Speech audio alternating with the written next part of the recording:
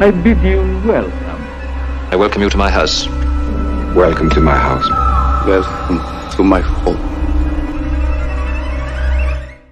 Hello horror hounds, welcome to my horror house. The movie we're going to be talking about this time round was a blind buy for me, a film called Incident in a Ghostland, which I watched for the first time yesterday afternoon, and I've been flip-flopping for the last 24 hours about what I think of it. So I really don't know which side of the fence this video is going to fall on. I imagine that the director Pascal Laugier, who directed Martyrs and the Tall Man, would like the fact that I've had an extreme reaction to this movie. I think he'd appreciate that more than perhaps me being middling towards it. I watched an interview with him in the making of the movie straight after the movie to try and sort of unpack my reaction to it and make sense of it. And it's helped somewhat. It's a very brutal movie, and to not put too fine a point on it, it sits in a couple of wheelhouses that I am not particularly fond of. So I'm glad I got it. The reason I got it is because I heard it mentioned a couple of times in succession online. If something pops up in my Facebook feed and then pops up later on in the same day in my Twitter feed or something like that, or I see an article about something, I tend to take those sort of coincidental recommendations as a little sign from the universe that, or a glitch in the matrix that I should just get it. So I sort of blind bought it, not realizing what it was, which is good to do every once in a while. I think it does get you out of your comfort zone, and my goodness, this movie did get me out of my comfort zone. Yeah, very briefly. A sort of thumbnail synopsis. It is about a family, a mother and two daughters, who are moving to a house sort of out in the sticks that they've inherited, and they come a cropper of a pair of killers whose MO is to invade the home, kill the parents, and then keep the teenage daughters, for the next few weeks and torture them. You know, lovely stuff.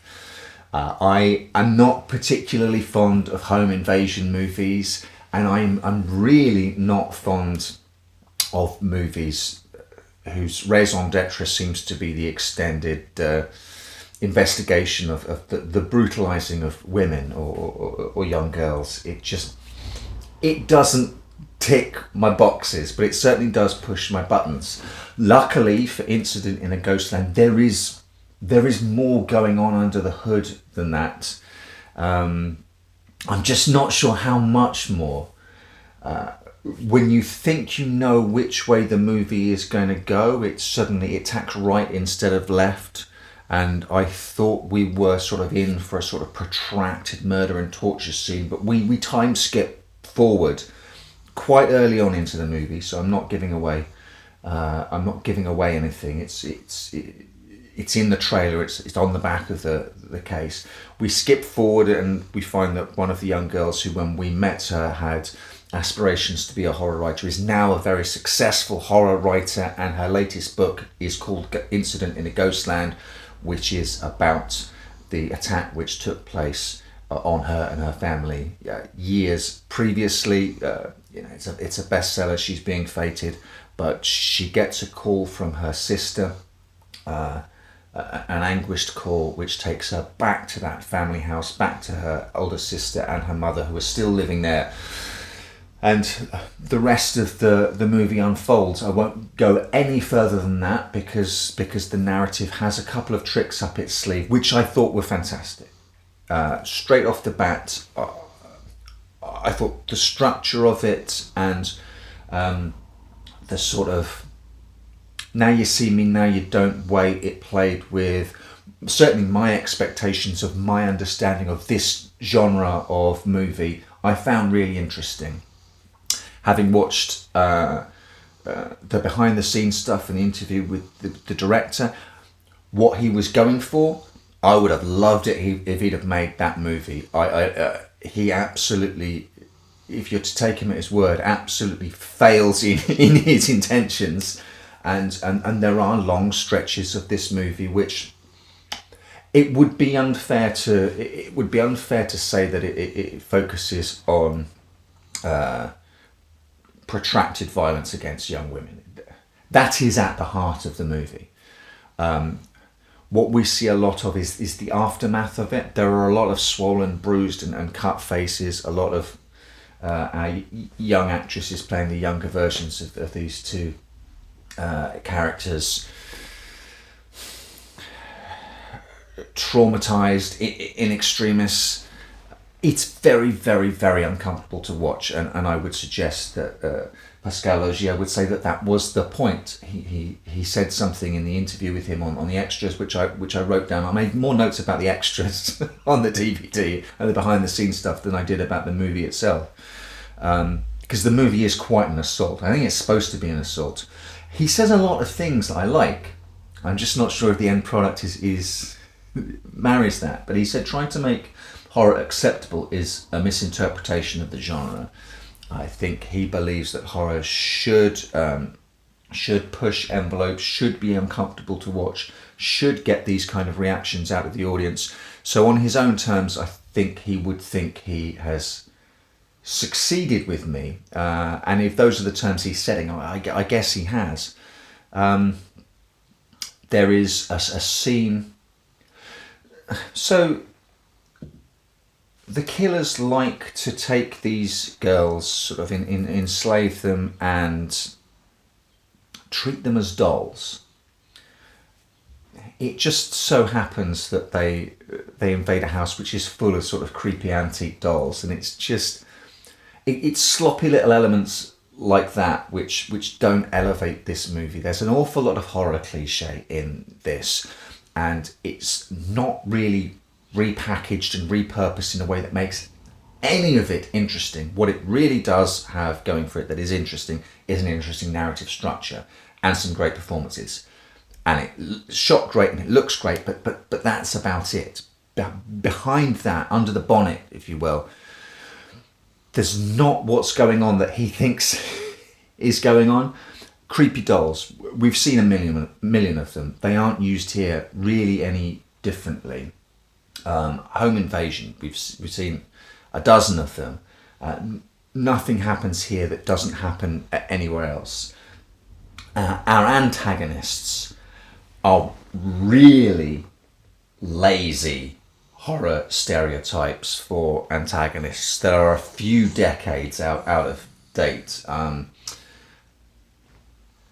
And somehow genre filmmakers keep doing this. Even something as grand as the Bond franchise is still, even with its latest film, having a villain, a facially scarred villain, as if facial scarring is an outward signifier of internal malcontent. I mean, utterly nonsense.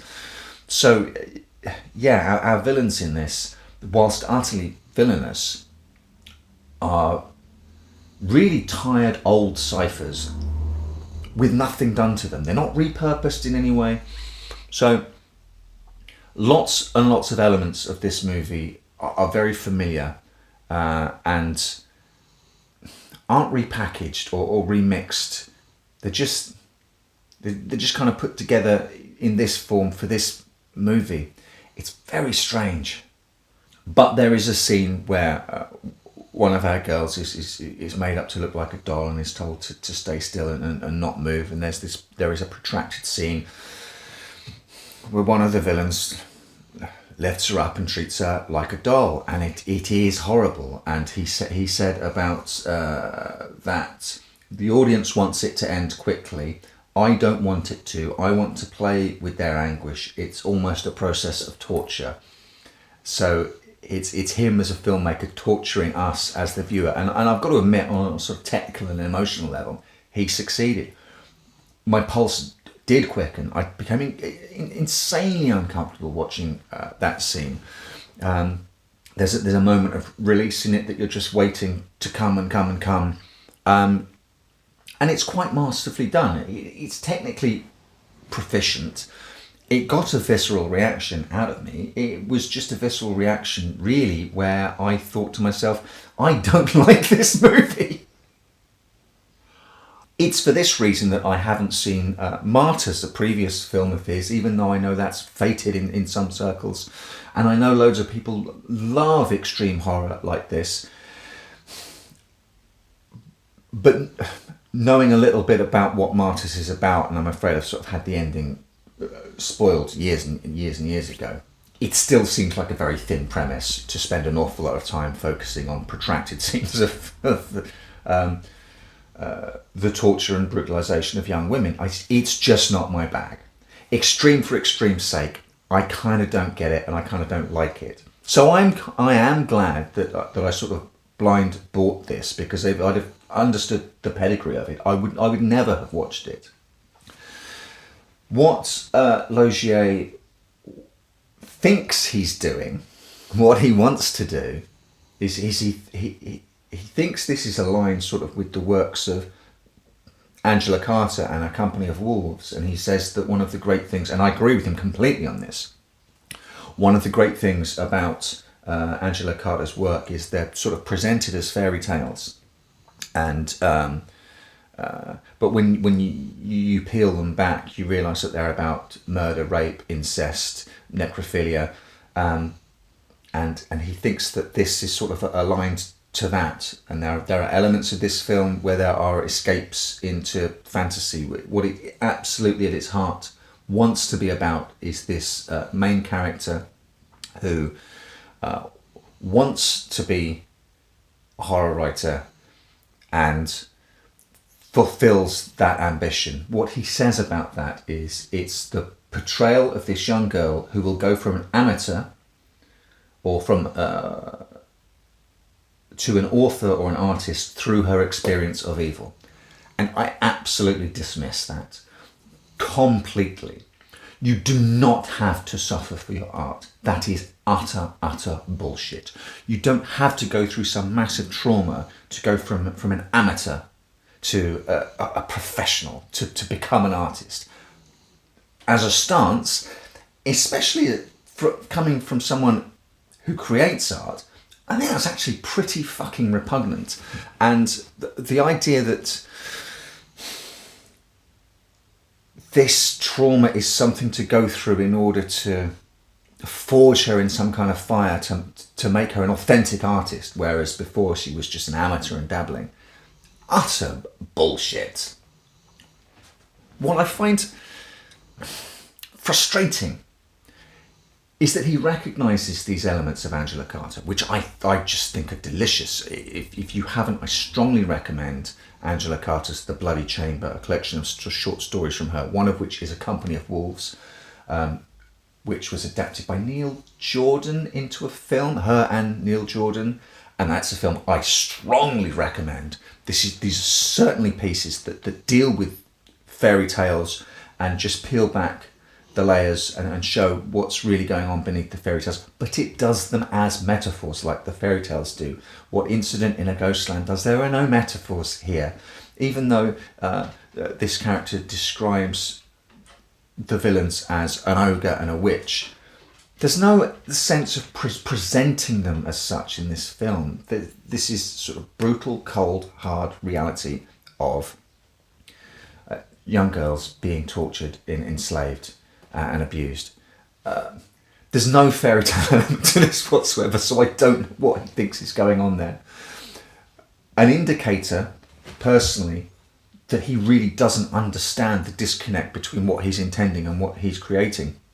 The film opens with a picture of H.P. Lovecraft, and one of our protagonists, the girl who wants to be our author, idolises him. And she thinks he's the best horror writer that there ever was. She's not alone in that. There is a point in the film, a slightly surreal point towards the end, where she meets and has a conversation with H.P. Lovecraft, and she sort of uses that to steel herself, which is all well and good. However, choosing H.P. Lovecraft makes absolutely no sense. This is in no way a Lovecraftian movie. It doesn't.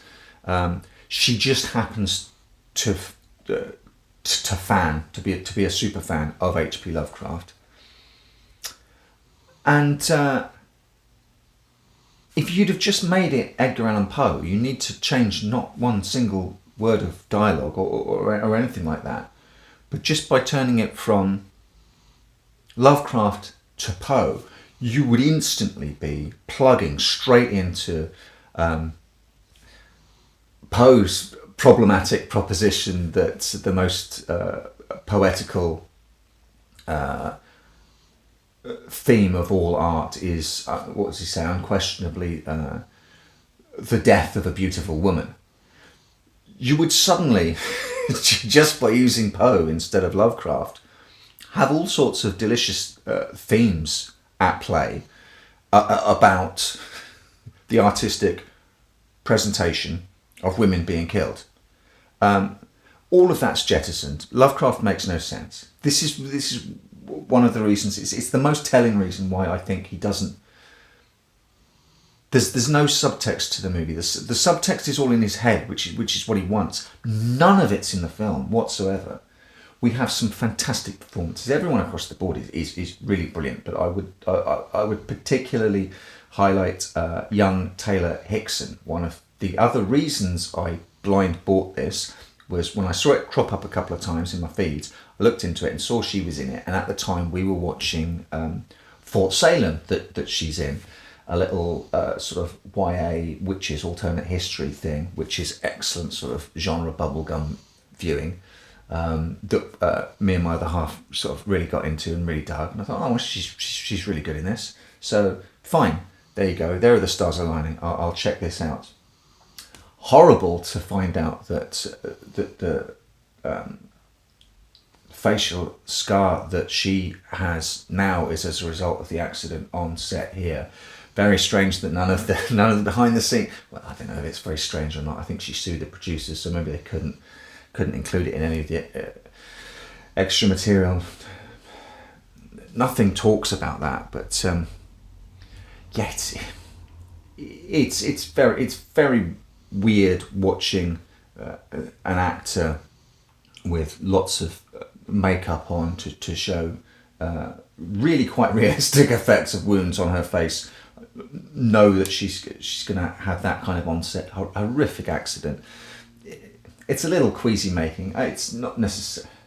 I don't know whether that's a fair comment to level against the film, but it's all these things are hard to tease out in my mind, and they're sort of hard to separate. There are people who absolutely love this film, and I know there are people who adore Martyrs. I'm just going to stick my neck out and say that Martyrs is absolutely not going to be for me. This film could have been something really special.